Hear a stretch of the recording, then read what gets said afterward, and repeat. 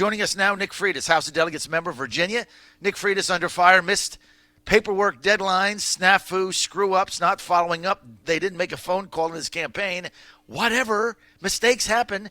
Now he's not on the ballot. So there's no Republican on the ballot. Nick is going to break all this down. But now Nick is going to pursue a write-in campaign where you have to write his name in. The Democratic opponent there in District 30 in the Culpeper area, Ann Ridgway, thinks maybe she's going to get a free ride here because there's no opponent on the ballot.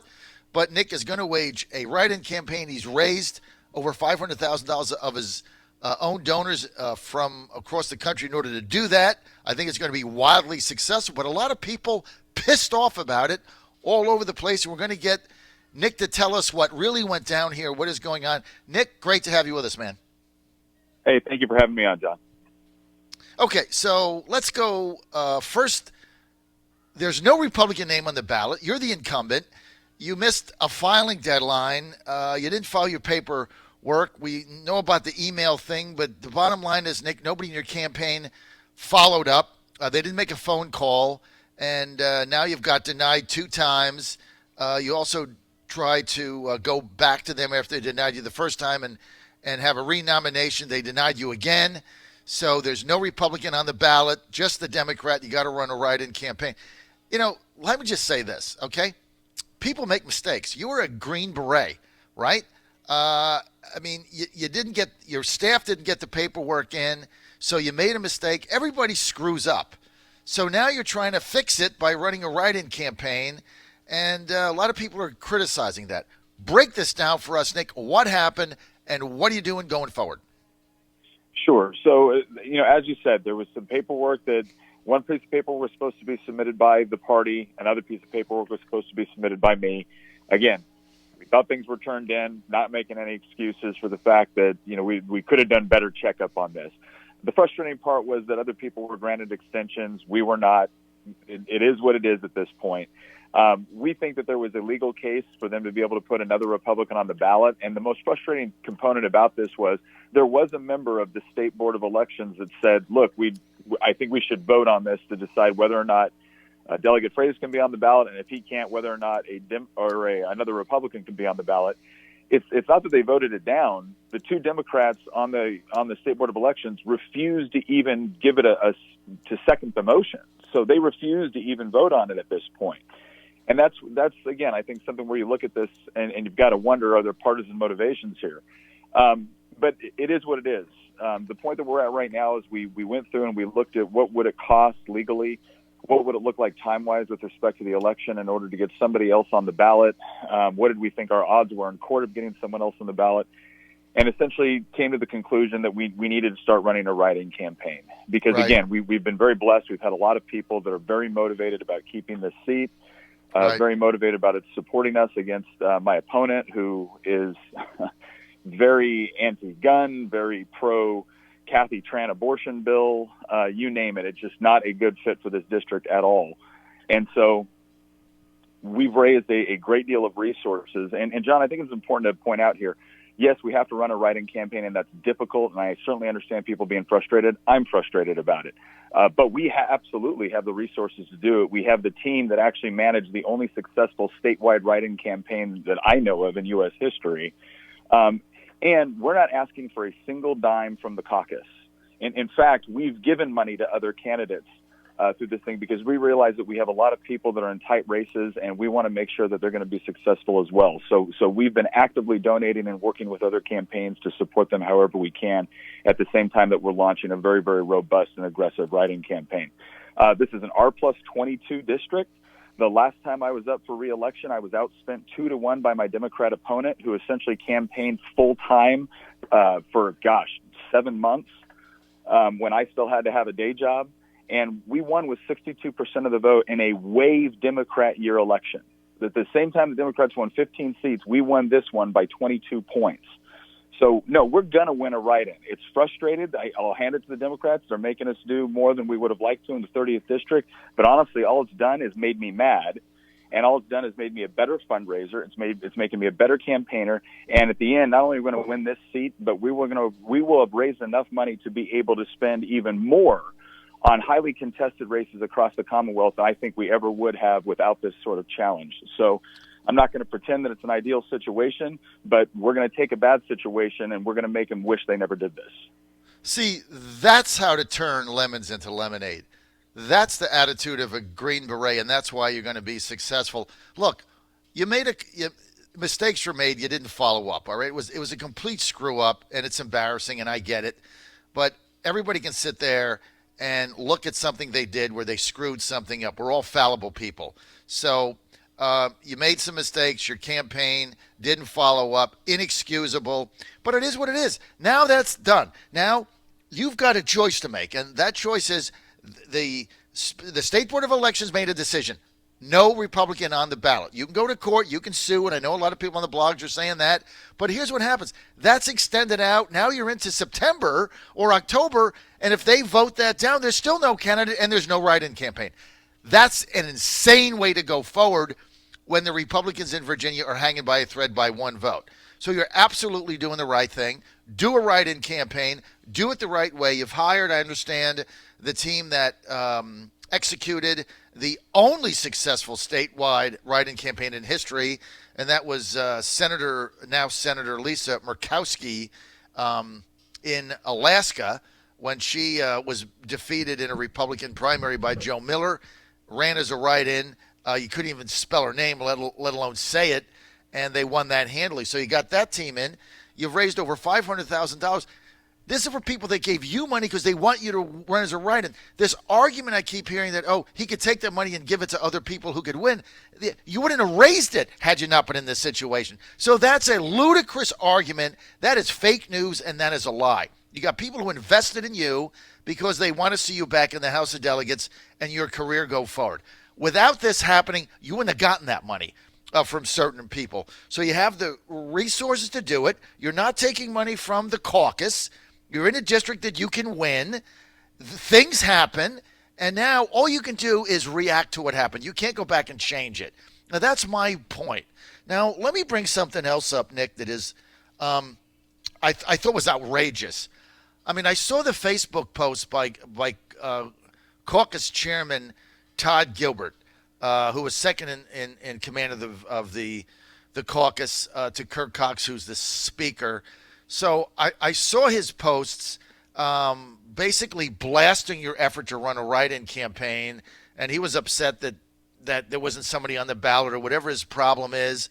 But look, you're not taking any money from the caucus, and you're going to win the race, and you're going to create a high-profile situation and maybe aggravate enough other people where they're going to give money to this caucus where you bring attention to it.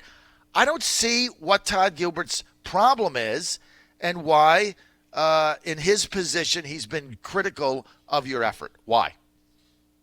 So, look, again, it's frustrating, and I understand that. We had a lot of conversations. We had a lot of discussions on how we were going to go forward, and I certainly backed. I was absolutely willing to step aside if we could get somebody else on the ballot. It was determined that we didn't think that was a high degree of probability. And so we're moving forward. But look, Todd Gilbert is a very good friend. He's not just a colleague in the General Assembly. He's not just someone that I really admire as a good legislator. He's a good friend. And if there were any issues, we've got them solved now. I think you're going to see that the caucus is completely on board with this, and we're just ready to move forward. So again, there's no hard feelings between me and Todd Gilbert. We all know where we're at, and we all know what we got to do right now, and so that's it. And like you said, I'm not taking any money from the caucus. In fact, I'm giving money. We've already donated it to 10 of some of our most challenging campaigns right now across the Commonwealth because we want to see – we don't want to just win the 30th district. We want to maintain the majority. We want to expand that majority. And so I think, again, when people learn more about how this process went down, and I think they're going to be very, very skeptical of some of the decisions the State Board of Elections made. I think they're going to see this as an obvious attempt to try to skew things in order to try to get the majority. I think it's going to motivate our base. I think we're going to be able to get voters out and interested in an off-year election that might not otherwise would have been. And we're going to continue to drive that. Because if you look what the Democrats are doing right now, if you look at what Delegate Lee Carter is trying to do with joining Antifa, if you look at what Delegate Samir is doing with interrupting the Jamestown, we have our own squad in Virginia now, unfortunately. And that squad is every bit as bad as the squad at the federal level with Omar and Tlaib and Cortez. And I think our side is incredibly motivated to make sure that the sort of politics that we're seeing from that at the federal level does not take over and take control here in Virginia. So I think people are motivated across the board in order to get out and vote, and we're going to make sure that we have the resources to do that, not only in the 30th district, but in other districts as well. Okay, so I just want to get back to the Todd Gilbert situation, because if you look at the Facebook post that Todd made that one of my friends, Virginia political memes, tweeted out, I mean, they were pretty nasty comments about you. And basically Todd Gilbert, who's second in command of the House, saying that you ought to step aside and back off and pursue this legally to get a Republican on the ballot. And he was very critical of you in a public format. I mean, this is not a private phone call he made where he just called you up on your cell phone and was upset about something. He went public on Facebook, right? Which is not the thing that I would ever do anyway, but that's what Gilbert did. So now are you telling us on the record that the Gilbert thing is done and the caucus is now, the Republican caucus is supporting your write-in campaign, and we're not going to see any more negative posts by Todd Gilbert or anybody else? Is that what you're telling us now? Yes. Thank you. All right. And just my narrative for Todd, I think Nick Freitas absolutely, he had to make a decision, Todd. Nick Freitas had to make a decision. And sometimes in life, you got to make tough decisions.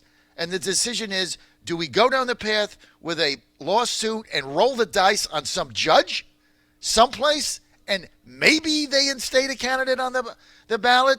Or do you go with what you know, which is raise the money, get off your butt, go out there, campaign, and run a write-in campaign and beat Ann Ridgway, which might save you the House? You had to make a decision one way or the other, and you had to make it now. And so John, I would rather put it in Nick Freitas' hands than put it in the hands of some election judge in Virginia. That's why I think you're doing the right thing. Well, and John, I'll even tell you, just to clarify here, again, I had publicly stated I was absolutely willing to step down. That decision ultimately wasn't up to me. I had to be prepared to do a write-in campaign no matter what happened. But I had stated I'm willing to step down. The committee that is responsible for being able to select another nominee looked at the evidence and said, we don't think we're going to win this in court. We think it's going to take too long to start a write-in. We already have a nominee. We want to go with that. So I completely was willing to step aside. But ultimately that decision was not up to me. So they decided, our local committee, our legislative district committee decided that I was the best chance to win. They were confident that we would win, and they wanted to go forward with that. I agree with them, and that's what we're going to do now. Well, sometimes in life, Nick, you have to make a decision. And here's what I've said to people who have bitterly complained about your write-in campaign or whatever. Look, you made a mistake, okay? You screwed up. You can't change that. We've all screwed up. You can't go back and undo it. You can't go back in time. There's no time machine. All you can do is how do you react to it? And again, I just want to reiterate this. You have to make a choice, and that choice is legal, roll the dice, or take control of your own destiny for the benefit of the caucus. It would be easier for you to say, hey, let's just sue and get another candidate, and I'll just go back to work. This is too hard. That would have been easier to do. Instead, you took responsibility. You took the bull by the horns. You went out. You raised $500,000, which you're going to have to spend every dime of it to win. You got the right people in place from the Murkowski campaign. And so it's about how you react to adversity. And I think, based on your history, Nick, that's what you've done. That's why I'm such a defender. I've dealt with a little bit of adversity in my time. I would think so as a Green Beret. This isn't the Navy SEALs like Scott Taylor. They come in and get all the glory, right? I mean, we've had this conversation. You guys are in there with the dirt, clearing the way. No. SEALs come on. Too. I served with SEALs. We had a great working relationship in Iraq in 2006 and especially in 2008. No, I'm not going to bash my fellow. I just got to rag on Scott. Friendly rivalry, and we're very glad. I just got to rag on Scott Taylor against Navy. Look, I just got to rag on Scott once in a while, but look, that's why I've been such a defender of what you've done, because I believe in taking the bull by the horns and trying to get it done, and that's what you've done, and I think you're going to be successful with this. Let's get to guns. I got 2 minutes. Jason Mieres is coming up on my show at 11:35 a.m. today, live from Virginia Beach. Jason is sponsoring now, putting forth legislation in the House of Delegates in order to go forward with extending the red flag law consistent to what the President of the United States, President Trump, has advocated for. Tim Hugo, another incumbent Republican, has signed on to that. And there's a lot of Republicans like me, Nick, saying, look, I get the gun thing, but this kid in Dayton never should have got a high-powered weapon with those Facebook posts that he had. He never should have been able to get a 200 magazine drum with what he had posted publicly. And so a lot of us are saying we would like the president, to see an extension and a beefing up of the red flag law, and as well as closing the background check loopholes. And there are loopholes. You can't deny it. There's loopholes at gun shows. There's loopholes selling guns that are not to non-family members. Why don't you guys in the caucus just back this? This is common sense. I'll tell you why, John. I've always had a problem with red flag laws because I think it's not just about the Second Amendment. I think it also denies Fourth Amendment rights, and I think it also calls in serious questions with respect to due process of law. Look, here's who we're speaking on behalf of. Conservative estimates, and I don't mean conservative groups, I mean pro-gun control groups, will admit that hundreds of thousands of Americans every year use a firearm in order to defend themselves. And that's 500,000 potential victims that never were because they were able to defend themselves. And so whenever we see a response to gun violence as a way to potentially make it more difficult for that battered wife or that college student on a campus that now can't walk to her car safely, those are things that we take incredibly seriously. So, and let's face it, John, you might cover it, but the vast majority of the media is never going to cover the actual people that use a firearm in order to defend themselves. And it's on behalf of them that we also have to be considerate. We have to look at the fact that this could create potential new victims, and I'm not going to do something that's going to create victims.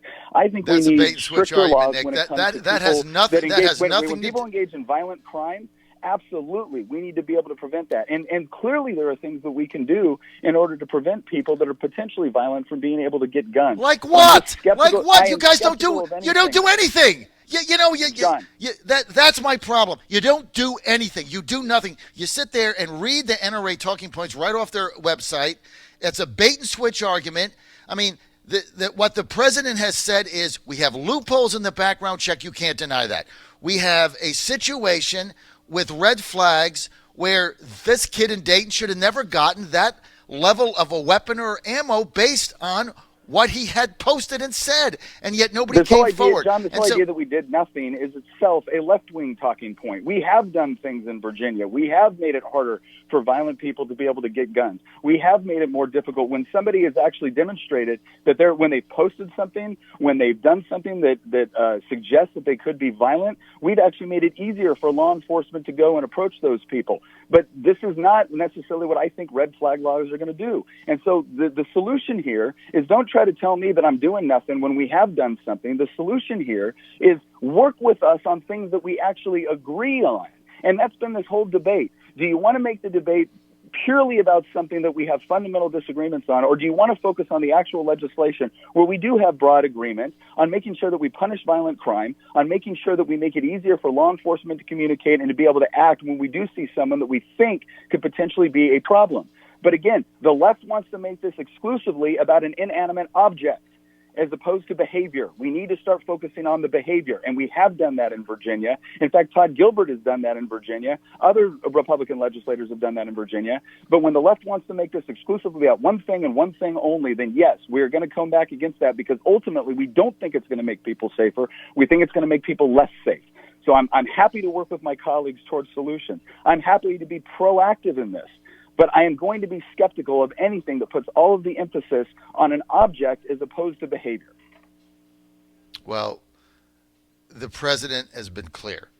He would like to see legislation that eliminates the background check loopholes.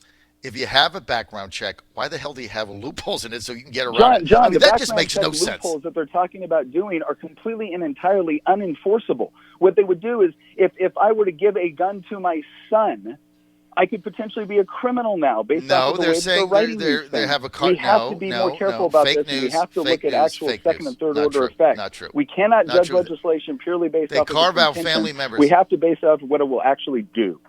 They carve out family members. This is about going to a gun show and selling a gun to somebody out of the back of your truck. This is about you sell a gun to Joe Blow who you don't know when you're not a licensed dealer, so there's no background check. That's and legislation was already passed in Virginia to allow Virginia State Police to go to gun shows in order to do background checks. It's already been passed. What about the red flag law? That doesn't get talked about. Well, the president's instincts here are sound. 92% of Americans say we need to do something to tighten these laws so that people like this nutbag in Dayton that posted a rape list on a public site doesn't go in and buy a high-powered rifle, a long-barrel high-powered rifle, and 200 John, there were already laws on the books 200-round that drums. Potentially enforced in order to prevent that. And instead, we're talking about, well, let's do new ones. Because again, the media gets everyone up in this and says, well, nobody's doing anything. That's not true. Things have been done. Well, 92% of people don't think we're doing anything. Laws on the books are not being enforced the way that they should be. That's what we need to focus on, is when we have laws that can prevent these things, then we need to ask ourselves, why aren't they being properly enforced, and what do we need to do and ensure that they are? And that's the sort of thing that we're actually studying right now. That's what the Crime Commission is studying right now, because we want to do something. We want to make our kids safer. We've passed all kinds of legislation in Virginia. I carried legislation and got it passed to make it easier to get school resource officers into our schools. We want to address this issue, but we've got to address it comprehensively. And you're not going to do that if the entire conversation is surrounding just the gun itself and not effectively looking at actual behavior, and then equipping not only law enforcement but mental health resources to be able to come in and prevent these things from happening in the first place. But ultimately, Jason, this is not me regurgitating talking points from the NRA. Yes, it is. This is something that I've studied for years, memorized. John. And the thing is that if you want to say an argument is bad, well, then good. Convince me it's bad. But don't just tell me that I'm doing nothing when that clearly has not been my track record, nor has it been the track record of the Republicans in the General Assembly. Well, I think what you guys should do is take a serious look at Jason Miera's legislation. He's a veteran. He gets it. He's in Virginia Beach. He's introducing it. Tim Hugo has signed on. You've already got Colley. There's going to be a bunch of Republicans signing on to this bill. And it doesn't matter what Todd Gilbert says. There's a bunch of Republicans who are going to sign on. The president's initiative. This is president of the United States has an initiative, okay? It's Trump's initiative, and he's about as pro-gun as anybody you can get. But he's also understands that we have to look at some of this stuff and do something. When you've got polling that says 92%, this is just on Rasmussen.com, took a poll. 92% of Americans think we're not doing enough. That means to me you better do something or you're going to lose another election. John Fredericks Radio Network. Now, we can disagree on that, but here's what we do agree on. I am so fired up about your write-in campaign. You took the bull by the horns, and I've been your number one defender on that in every blog in Virginia, and I don't do blogs because I think you've got a right to do that, and I think you're going to win, and I think you're going to win big. And I want to thank you for your time. And it's healthy to be able to have a debate and disagree. I still back you 100%, even though I think you should sign on a Miaris' bill. John Fredericks Radio. Again, I appreciate you having me on, John. And again, I always enjoy being able to come on, and we agree 99% of the time, and every time we don't, we have a good discussion, and I always appreciate that about you. Well, we both, one other thing we have in common is we both married way up, so I respect, that is true. Oh, my God. I mean, the biggest thing I ever did in my life was that. That was, I hit the jackpot with that one, baby. All right, man, I got to go. John Fredericks Radio Network.